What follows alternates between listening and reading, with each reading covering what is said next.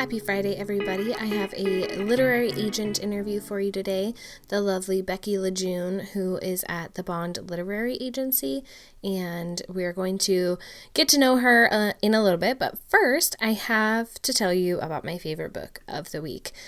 I was lucky enough to get an advanced copy of The Other Misses by Mary Kubica, who is incredible, and she's just like an instant buy author for me because everything she writes, I'm just in awe of, and I know she's always going to do like this crazy twist and pull everything together in the end, but I can never figure it out, and I'm just too lost in the story that I'm not like analyzing it, trying to see what it possibly could be, and so when I inevitably get to that point where it just like hits you in the face, with this one, I was like, what is happening? I went back a few pages, I was like, what?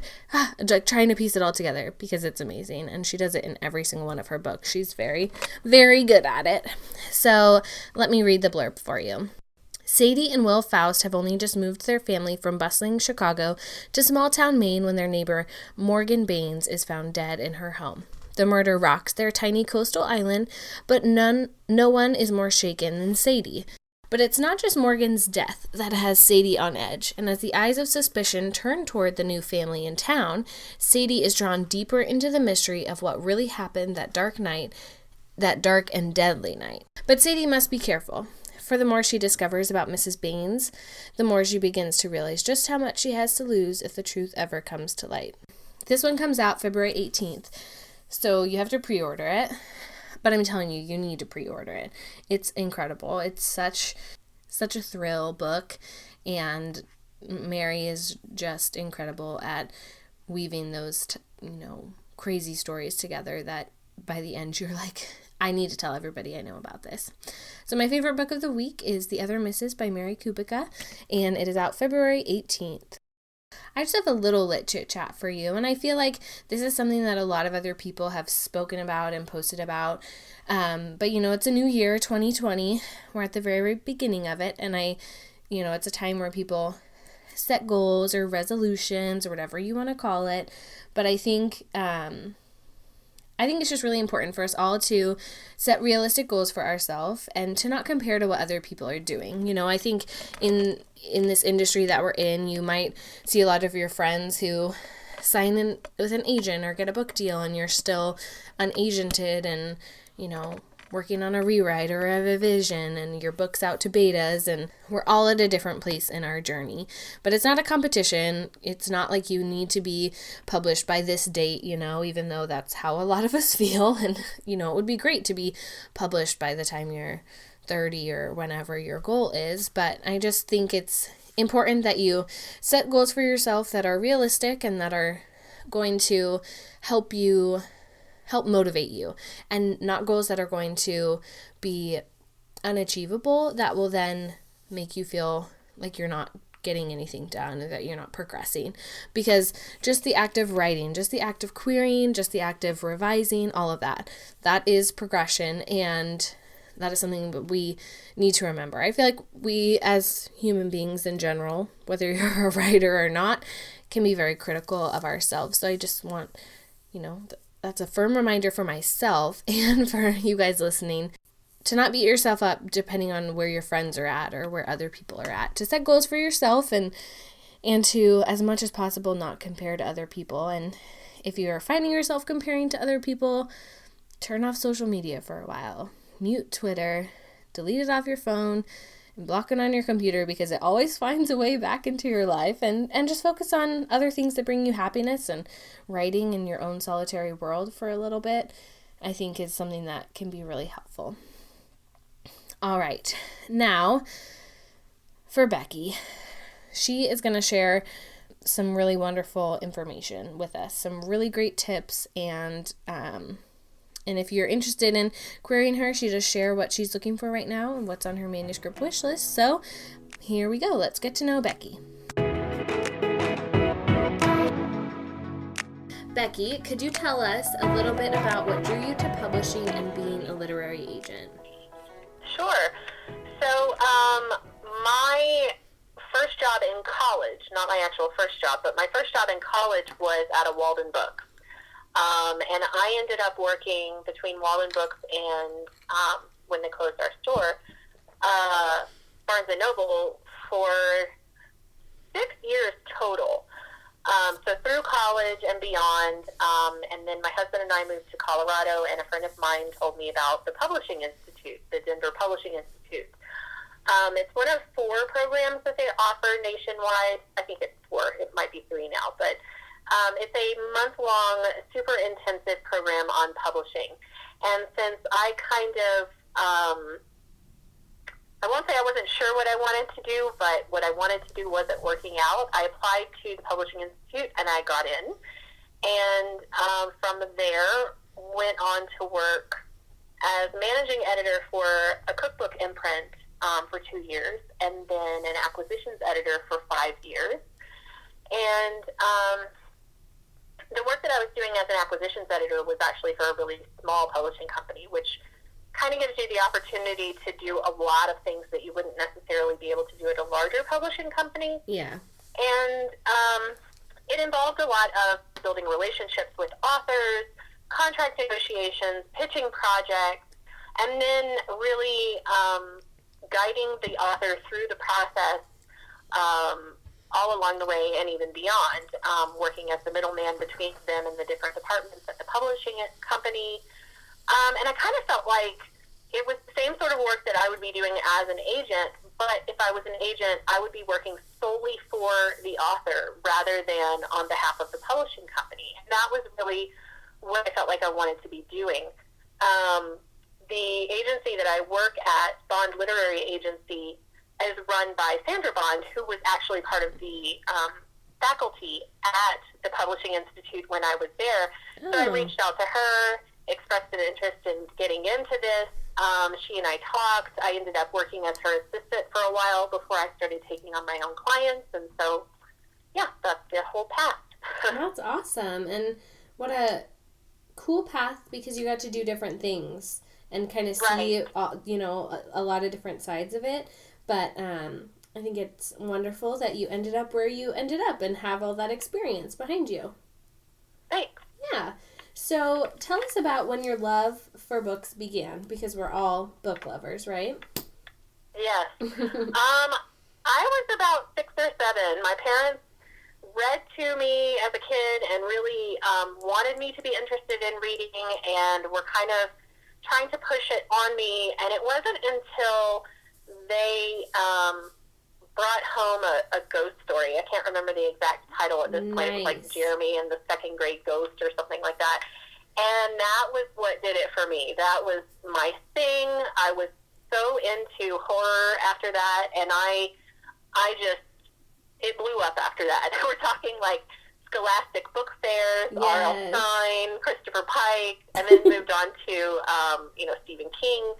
So that was really what did it for me. And my parents were always really supportive of my reading habit. I have 3 younger sisters who are much, much younger than me, and in exchange for helping out with babysitting, my mom would take me to the bookstore every weekend and buy me 3 new books.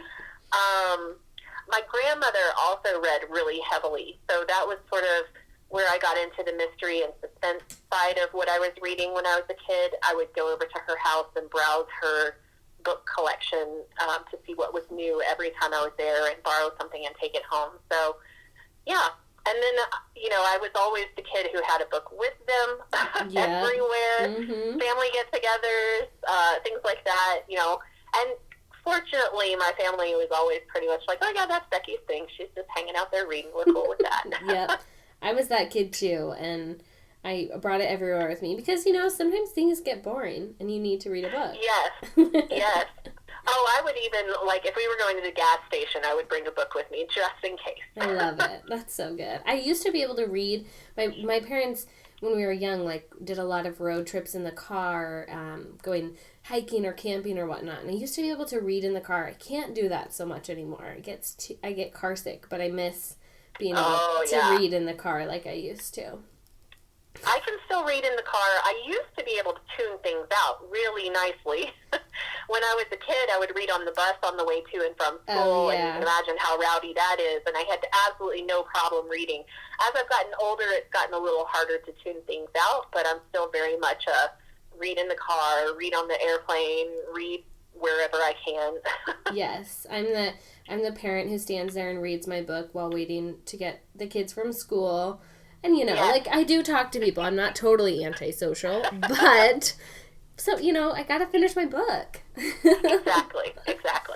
Well, I love it. I love that we're all book lovers, and I love that you're, it was all started by a ghost story. That's amazing.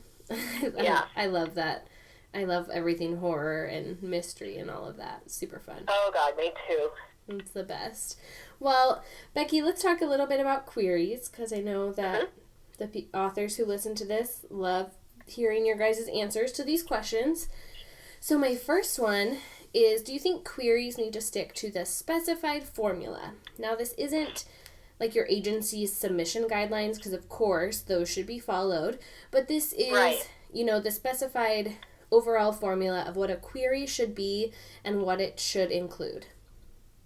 I do, actually. It's for a couple of reasons, and probably one of the primary reasons is that with the number of queries that we're dealing with, if you can very easily go into a query and get that, nutshell description, here's a little bit about the author, and dive into the sample pages, if it follows the sort of understood formula, it's a lot easier to weed out the things that are not going to work for you automatically. And so that helps me going through the query box. But it shows that the person querying is treating this like the business that it is. I mean, it is a business. Yeah. It is a profession, and you want someone who has taken the time to get to know their profession. So yeah, it's a nice guide, I guess, to me, that this person, at least at the very least, has done their research, not just on me, but on the industry, knows what we're expecting, knows how to put together a query, and I hopefully from there can dive into some sample pages that are well written and may hook me enough for me to ask to see a full manuscript. Yeah, and I think too, you wouldn't want to be confusing somebody with your query, right, before they even get to your pages. Right. Right. And I have seen some strange things in queries. Yes. I think, people want to stand out and catch your attention, but I don't think it always works in their favor when they try and do that.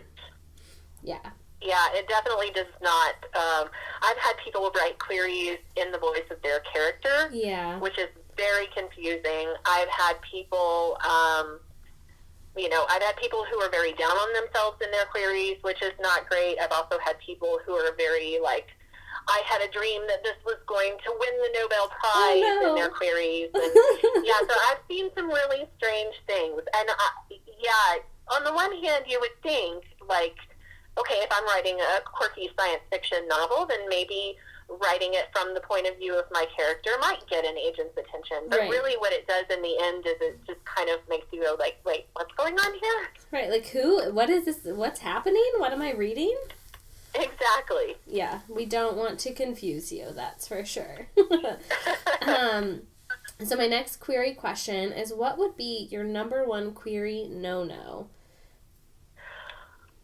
Oh, gosh. I kind of waffled on what I was going to say here, but I think my number one query no-no is people who blanket query a number of agents all at once, don't blind CC, and don't even bother to, dear agent or dear so-and-so. I think that's probably my biggest no-no. It's, it might seem efficient on the author's side to blanket query people, but, especially when you get the ones that, like I said, they haven't bothered to blind CC people, and all of a sudden you see everybody in the industry's email addresses all over the place.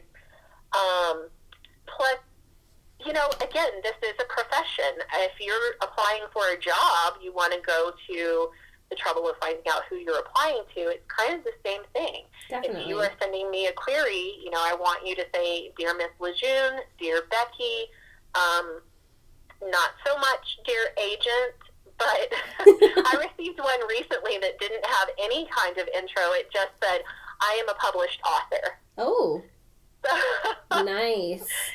Yeah, so it's like, oh, yeah, that's not impressing me as much as you probably think it is. No. Oh my gosh, it makes me think of that one awful email that went around and it was like a bidding war for each word of his query or whatever. Yikes. Yes. Yeah, I think it is. It's, a definitely very nerve-wracking process, and it does take a lot of time to send individual emails, right? But like you mentioned, it's hopefully the start of a business partnership and relationship, and you would want to put your best foot forward. Yes, definitely. And I know that it's an intimidating process, and I know that it's a frustrating process.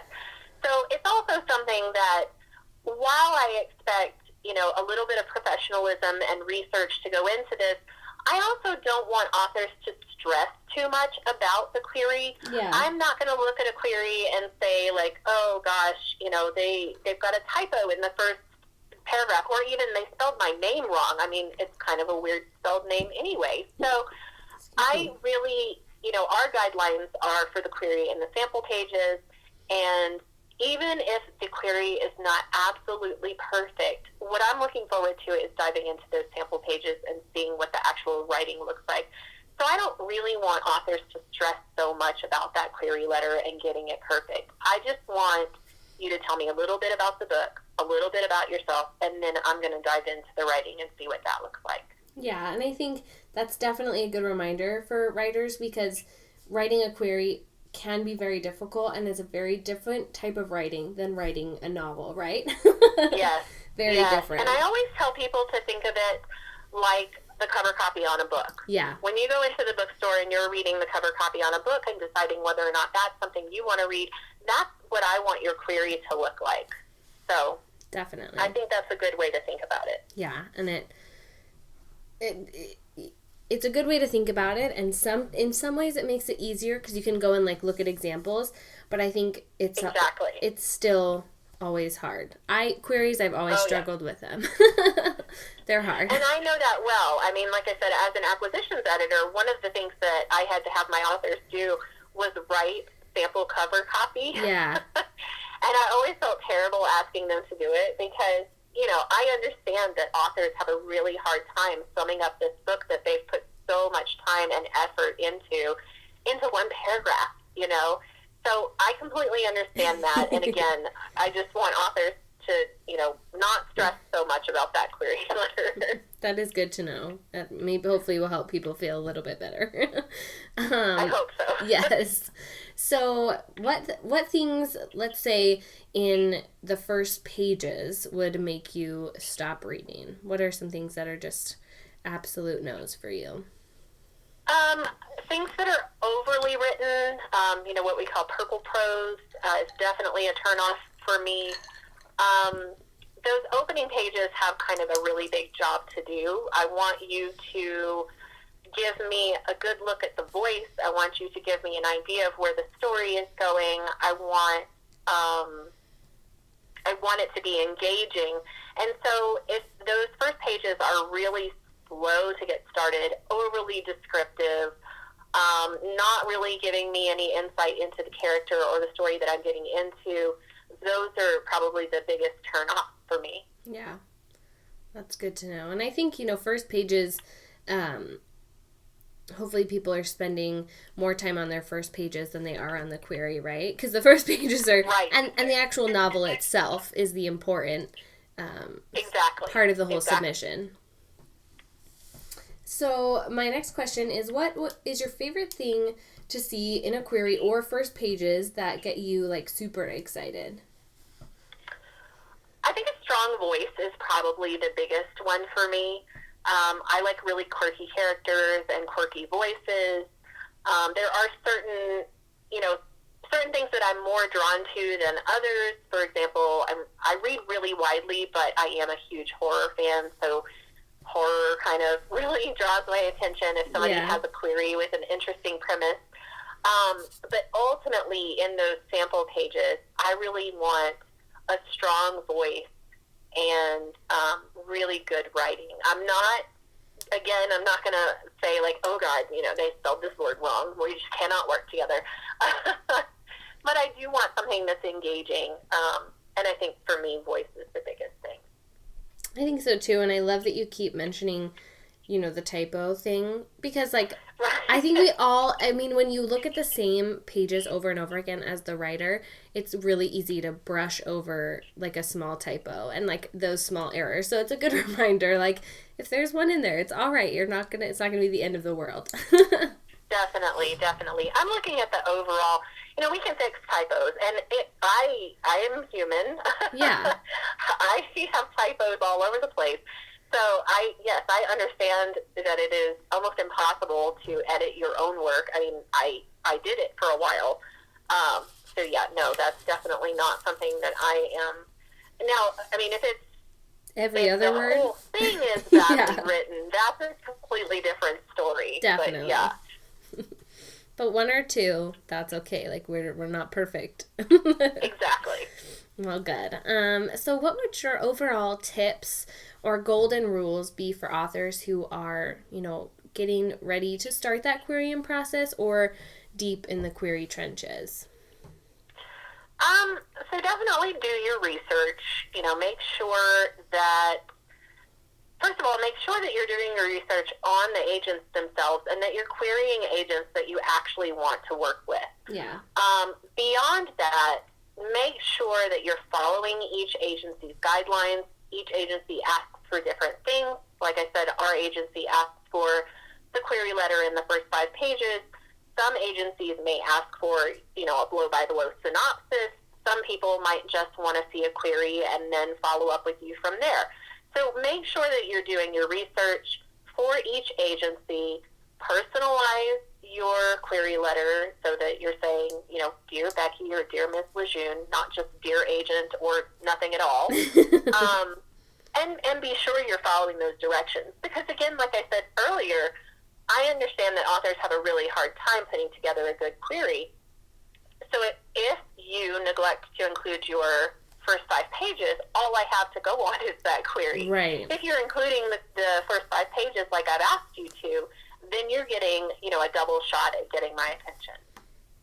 And I think that, I feel like it depends because some agencies and agents just want to see the query letter, which puts way more pressure on it, right? But when you add those first 5 pages in, it is so helpful. Gives you a double shot, like you said, and I think takes a little bit of pressure off the query. Exactly. And then if I could add another one,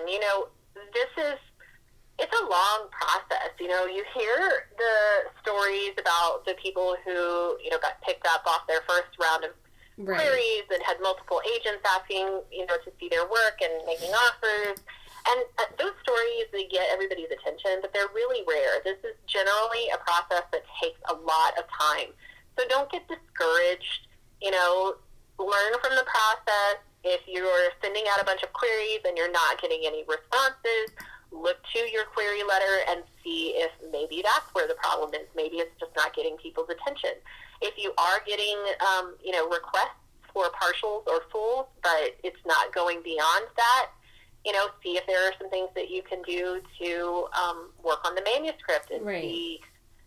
So it is a long process. Learn from the process. Don't get too discouraged because ultimately, we all want you to succeed. We all want the best books out there. We all want, we all love books. So yeah, learn from the process instead of getting too down on yourself about it. Definitely. And just know that it's taking everybody a long time. Yes, even if because you do hear those stories of like, oh, I sent 5 queries and got my agent and everybody wanted to see it, but, you don't know the different, maybe they had a really long writing journey, or maybe they'll be on sub for a really long time. Like, it is long for everybody, maybe just in different parts of their journey. Exactly. Yeah. So, would you have any different tips or advice for previously self-published authors? Now, this would be with the expectation that they're querying you with a new project, not something that was previously self-published. Right. And that's a big one. Yes. Because I have gotten an awful lot of queries from self-published authors with the project that they've already published. Yeah. So yeah, it does have to be something new. You know, I guess the biggest tip would be don't be afraid to let us know that you're self-published. Include that in the information about you. It's not, depending on the situation, it's not going to be a mark against you. It may not even be, something that makes us perk up and say, oh, great, but it is part of your experience. Right. So often, I think authors are unsure about whether or not they should let us know that they're self-published. Yeah. And certainly, if we get to the point where we're going to have a phone call, this is something that I'm going to find out. And even before that, I do start to look up authors and see, so I will find it unless it's just really varied. So yeah, be upfront about it, and don't be, don't try to hide it or anything like that. It's good to know. It can be helpful. It can be something that I can use, and it is definitely something that I like to know up front. That's good advice. I think you are right that sometimes the self-published author's like, oh, do I say anything or just ignore it? Because I feel like there has been in the past and with certain people, a little bit of a stigma about it. So I think Right. it's good just to be open and honest about it, as long as, and especially, don't query something that you already published yourself. Definitely. And, the thing with self-published authors is that, it may be that you have self-published to some success and we have an audience there that we can bank on. It also may be that you self-published something that's completely different than what we're working on, or, you self-published something but you didn't really know much about the process, and now, all of that stuff will come out. We'll talk about it. We'll find out, whether we can use it to our advantage or not. But yeah, definitely be upfront about it, because in this day and age, we're all going to find out. Everything that's on the internet is forever. Like, somebody will find Exactly. it. Exactly. So, what else do you look for in an author? You've read their manuscript, you are on that phone call with them, and, trying to figure out if you guys would be good in a business relationship. But what are you looking for in authors to work with? I am really looking for authors who are at the beginning of their career, someone that I can work with, for a very long time. It's okay if an author comes to me and they only have one book in them. That's totally fine.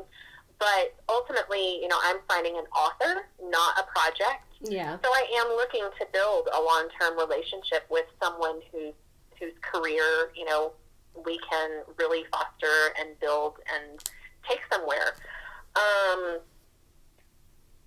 Beyond that, like you said, I'm looking for someone that I can work with, someone who's open to editorial notes and things like that. I don't want an author who is going to just roll over and take everything, oh, you think I should do this with my book? Okay, I'll rewrite it. I'm not an author. These are not my books. I have suggestions for my clients, and we can discuss those suggestions, because that's what the process is. And even, when a book sells and an editor starts to make notes, there are, things that can be discussed. So I definitely want an author who is willing to work with people in that regard, but by no means do I expect an author to say, okay, I wrote it, and now you can do whatever you want with it. You want them to still care about the story as you go through that process, right? Like, still stand up for it a little bit, but not be the kind of author that is totally against changing anything, right? Exactly. I want them to understand that, they are, the author and their books are the things that drive this industry. I mean, sure, the publishing company invests money in it and marketing and publicity into it, but ultimately it's the books that run this market. And so, all of us, again, want the best product out there. We're not looking to rewrite or change something. I mean, if I came across a project that I felt needed to be rewritten completely, I wouldn't take it on. Right. So, it is a situation. I know that a lot of authors can get a little worried about that process, that editorial process. So I want authors who are open to communication and authors who understand that I'm your advocate, I'm your cheerleader. I am not rewriting your book for you. No, that is not your job.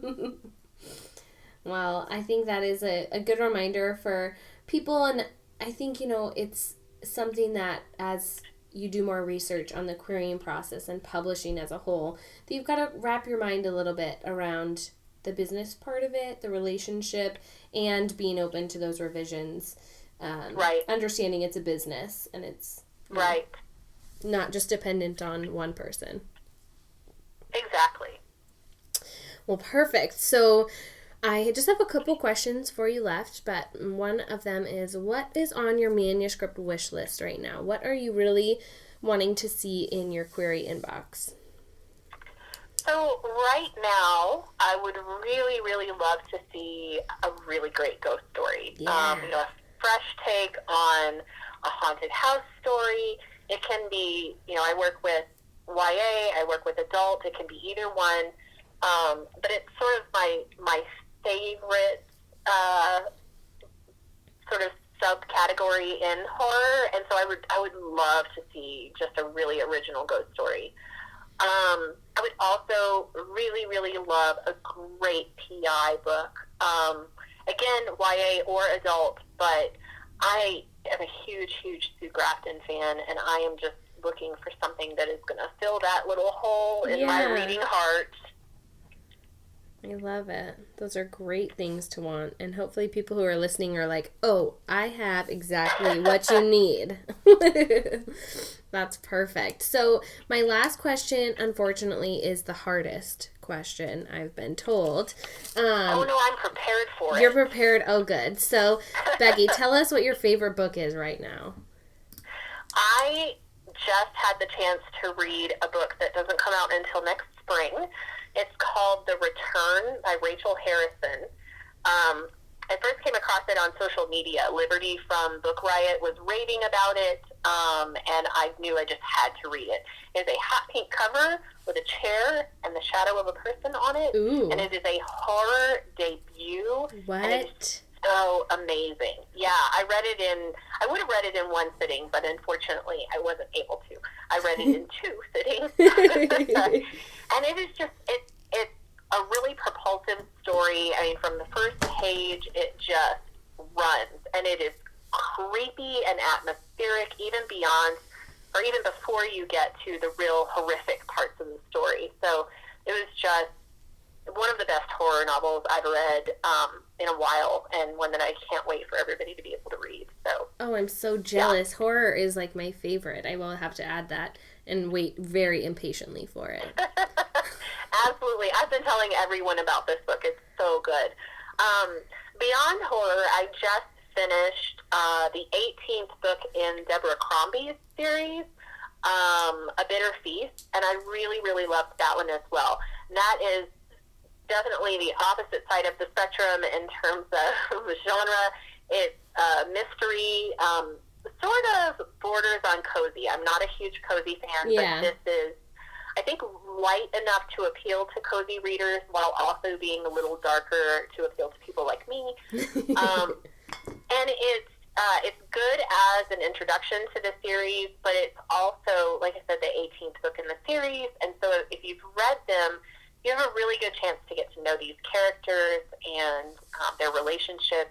And she does a really great job of character growth with a large group of characters, actually, in each individual book.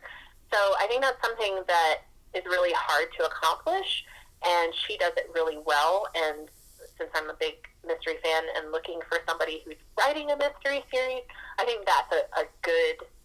It's one that I really enjoyed recently, and it's one that I think is a good example of kind of what I would love to have on my list. Cool. I love that you're saying it's the 18th book, but like you could pick it up and read it as like an introduction to the series. That's when you know the author is doing something right. I read a similar thing. It was like the 12th book in a series, and I read it first, and I felt like I knew the characters and everything, and I didn't even know it was the 12th book. And then I went and Googled it. I'm like, oh my gosh, there's so many others to read. Yes. And then that's fun, too, because then you realize you have this huge backlist that you can dive into to catch up to where you were. Yeah, so fun. Except I have too many books that I have to read. But someday... Don't we all? Yeah, someday I will get there. Thank you so much for chatting with me today and sharing some of your wonderful literary agent knowledge and telling us what you are looking for right now. Great. Thanks for having me. It was a lot of fun.